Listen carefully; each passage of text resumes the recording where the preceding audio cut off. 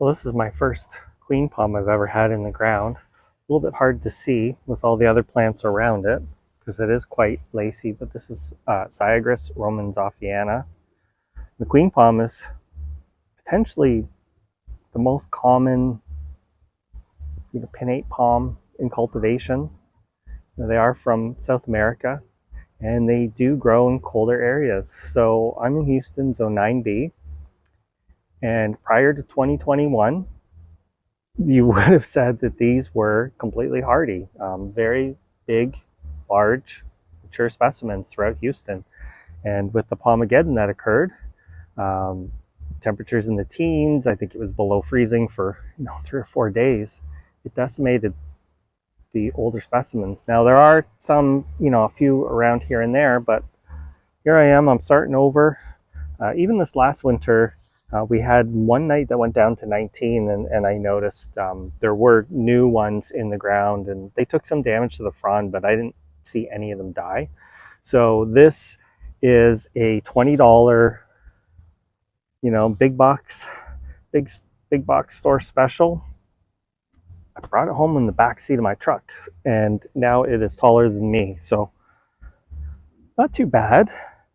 I've been in the ground about 6 months, well, maybe less than that, 5 months, and it's just kind of getting itself established and starting to grow. So, the thing about queen palms is they are water hogs and nutrient hogs.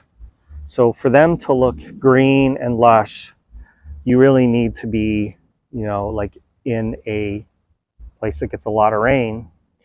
I actually think that this is probably one of the best places to grow queen palms, aside from the last few winters, because one, we get a lot of rain, and two, we have clay soil, and all those nutrients, these things just suck it up. So that's the first one I bought. Now I could have bought really huge ones, 12 feet tall or more for like $50, if you can believe it. But I was just like, how am I going to get these things home?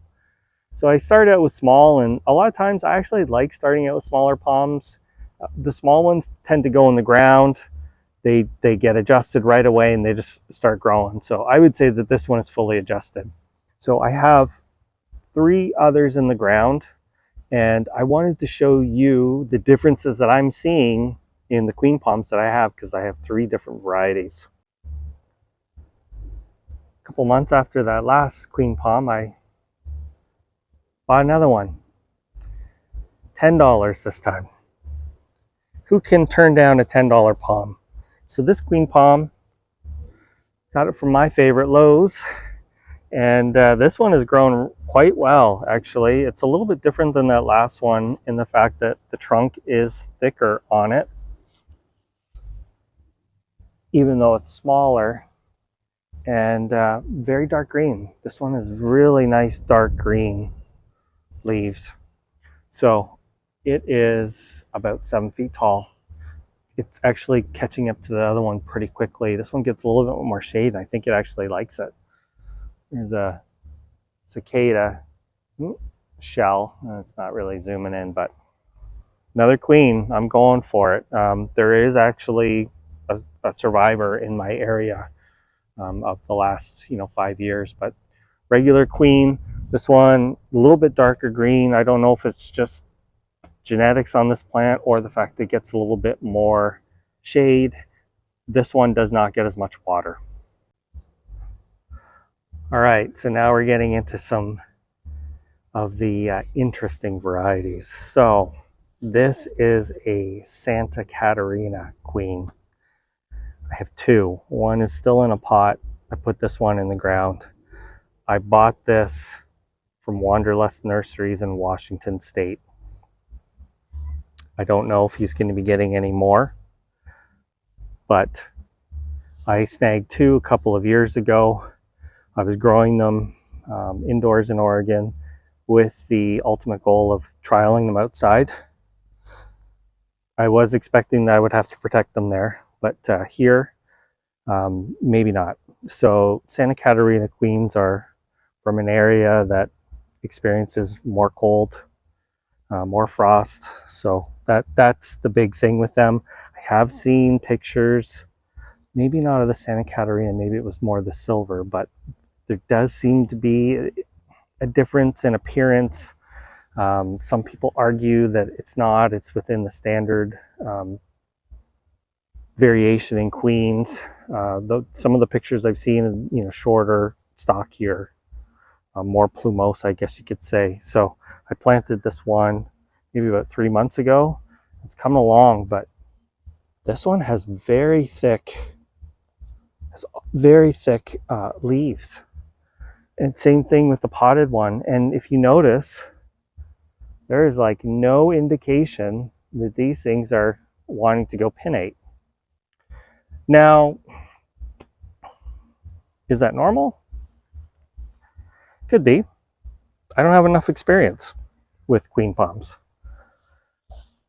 But here we are, Santa Catarina. We will see in time if these prove to be hardier, or hopefully not, really. I hope we don't get any cold we've had the last few years, but there you go. That's a Santa Catarina. Now, this one's, this variety, they use a lot in the mule palms, the Santa Catarina mules, where they hybridize them with the Butia. This is the one that everyone wants as one of the parents. I know in the UK this year they have a bunch of they finally got some Syagrus palms where they're Santa Catarina Queen as the one parent, and the other is Butia Areospatha. So, but growing okay. Hurricane did a little damage to it. Since then, it's put out 2, so that's about 1 a month. All right, guys, so this is where things start to get a little bit strange. My fence is leaning from the hurricane. You cannot get fence contractors. They're so busy. So I'm waiting to get that fixed. But this is a littoralis or littoral or silver queen. I've had this for a number of years. I got it as just, 1 or 2 leaf little strap leaf seedling. And this one in particular was very yellow until I put it into the ground. But what is really odd about it is this is not really that much bigger than that Santa Catarina that I showed you. And it is fully pinnate, and it has been for a long time. So I was told, I think when I bought this way back when, that the parent palm took into the low teens with no damage. So that will be interesting to see. So this is kind of my experiment. I had another one of these and I sold it, and now I kind of wish I hadn't, because I would have had 2 of each. Larger sample size is better, but if you notice this one, it's got a real fat little bulb at the bottom, and it looks like it's maybe starting to go up, but it is wider than it is tall. So those are the 3 varieties of queen: standard, Santa Catarina, and silver or littoralis or littoral, whatever you want to call it. So we're going to see how they do. Winter's coming up. Our kind of coldest time period is the 2nd week of January.